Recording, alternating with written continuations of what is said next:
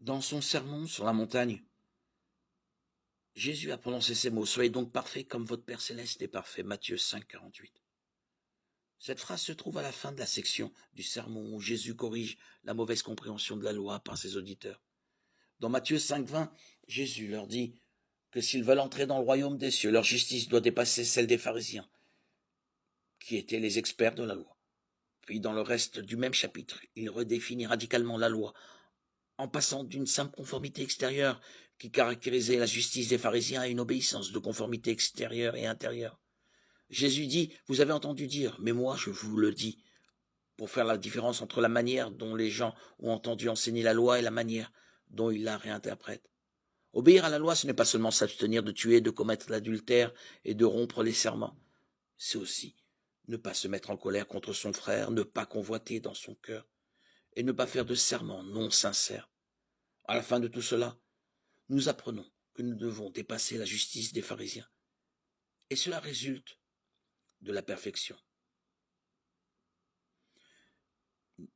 À la réponse qui nous vient naturellement est: je ne peux pas être parfait. Ce qui est absolument vrai. Ailleurs dans l'évangile de Matthieu, Jésus résume la loi de Dieu en 2 commandements. Aime le Seigneur ton Dieu de tout ton cœur, de toute ton âme, de tout ton esprit et de toute ta force, et aime ton prochain comme toi-même. Matthieu 22, 37, 40. C'est un objectif admirable. Mais quelqu'un a-t-il jamais respecté ces 2 commandements?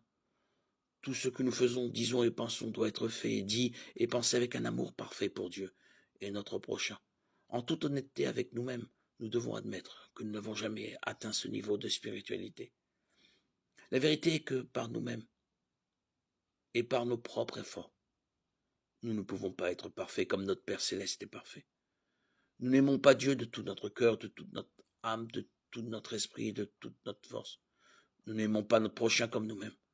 Nous avons un problème qui s'appelle le péché. Nous sommes nés avec et nous ne pouvons pas en surmonter les effets par nous-mêmes. Le péché nous affecte radicalement jusqu'au plus profond de nous-mêmes. Le péché affecte ce que nous faisons, disons et pensons.